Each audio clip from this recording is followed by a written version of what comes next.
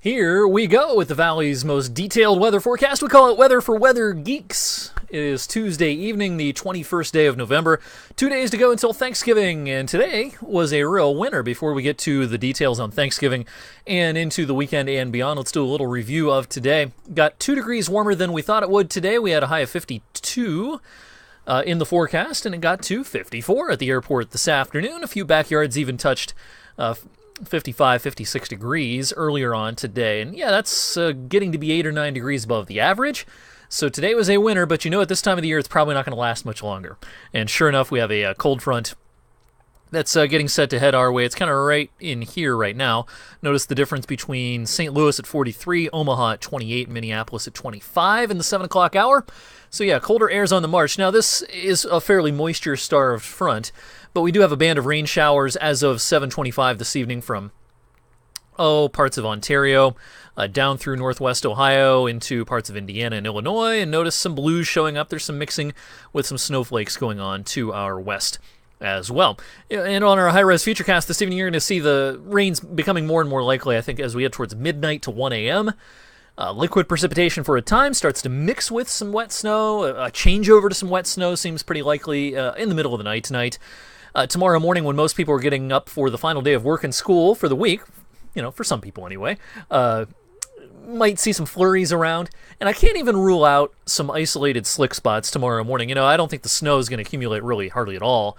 But any wet areas, especially on less traveled roads, wet, slushy areas, your driveway, if there's some standing water, there might be a couple of icy patches, but don't think it's generally a big deal, but something to watch out for as a small possibility for tomorrow morning. Otherwise, yeah, just flurries falling from the sky. Our models here have definitely backed off since last night on the expected snowfall for tonight. They were never advertising much, but with the exception of the GFS, they're all around a half an inch or less, and I think even less than that is pretty likely. Some random candy coatings tonight should just about do it. Our front passes to the east, and then a thin band of clouds almost right overhead tomorrow.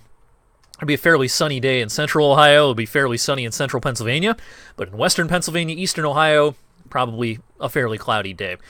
We'll see some sunshine for Thanksgiving. I think there's going to be a little more cloudiness than we thought previously.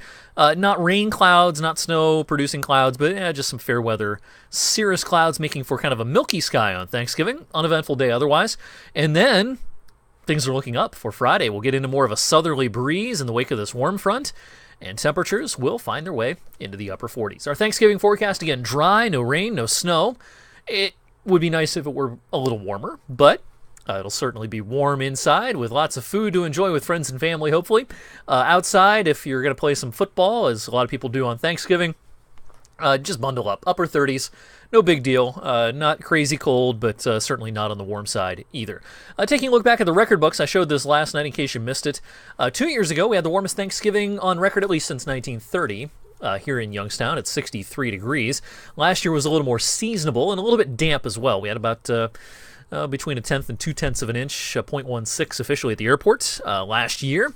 We had back-to-back cold and fairly snowy Thanksgivings in 2013 and 14, even a couple of inches of snow in 2014, and a warm Thanksgiving back in 2012. The coldest high temperature I could find on Thanksgiving since 1930 was in 1930. The high that day was just 20 degrees. The rainiest Thanksgiving that I could find was in 2010 at 1.38 inches. All right, a lot of people, not myself, but a lot of people, will be heading out to our local malls and stores Thursday night into Friday.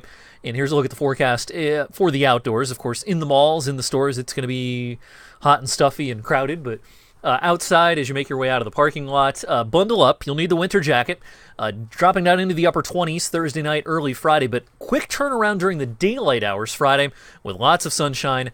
Upper 40s by Friday afternoon with a gusty breeze as well. So pretty good looking day that day. Let's take a look at the rest of the holiday weekend then. Show you the GFS model here. I think Saturday can start with a shower. Here's a look at the GFS Saturday morning, and what we're looking at here is a weak boundary, kind of a front slipping through with maybe a couple of showers first thing Saturday morning. But I think Saturday afternoon will be pretty nice. Gusty breeze, some sunshine, temperatures making their way up to about well, 50-51 Saturday afternoon. Now, a lot of people travel on the Sunday after Thanksgiving, as a lot of people head home from their destination. I'm not looking at any sort of big weather makers. There's probably going to be some lake effect, especially up in New England, but the modeling today definitely shifted from the last couple of days with regard to the placement of cold, the severity of cold at the end of the weekend, and early on next week. And that means there's a lower likelihood that we'll see impactful lake effect snow on Sunday. It's probably just flurries Sunday morning. So if you're hitting the roads or finding your way to an airport Sunday locally, really no problems. Even up in New England, I don't think this will be a big deal. And then early next week, things are looking quiet once again. You know, I mentioned that shift in the modeling. This was last night's GFS model showing the temperatures compared to average Monday evening. Notice the cold anomalies or difference from average in the blue over here, and a lot of the warmth out in the middle of the country. That was last night's run. Now compare that to today's run. Look at how the warmth has shifted east on Monday. Again, last night's run, today's run. The cold's pretty much been erased on the modeling early next week. And so I had to bump up our high on Monday into the upper 30s as kind of a half step. In case the models flip-flop, I don't want to go too far, but it's quite possible we'll get well into the 40s on Monday. And Tuesday's kind of the same idea. This was last night's GFS for Tuesday. It was already starting to bring in the warmth. And today's run continued that trend, especially to our east, a big difference from last night's run. So it's going to cool off on Sunday, but it doesn't look very cool at all early next week. And we're starting to really hone in on the ideas for the very end of November and into the first week or 10 days of December. And the overall idea is not much cold air compared to average. So, you know, if you've been watching these videos over the last couple of weeks, I've been talking about how it's a tough forecast as we get into December. And I think the month as a whole, it's still a tough forecast, but at least the first 10 days of the month, we're really starting to see some agreement on a lot of the modeling that while it doesn't look super warm, it doesn't look very cold either compared to average. This is the CFS modeling for the last 2 days of November and the first few days of December. Here's the next 5-day chunk showing more warm anomalies with the exception of the western U.S.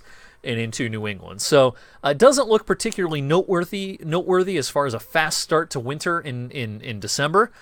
If we're going to get some cold and some snow, it's more than likely going to be more towards the middle and latter portions of the month. Early December doesn't look bad at all. Thanks for watching tonight's weather for Weather Geeks. We'll have one more edition this week coming up tomorrow before I take some time off for the holidays. So hope you have a great Tuesday night. Check out my updated forecast tonight on 21 News at 11 o'clock.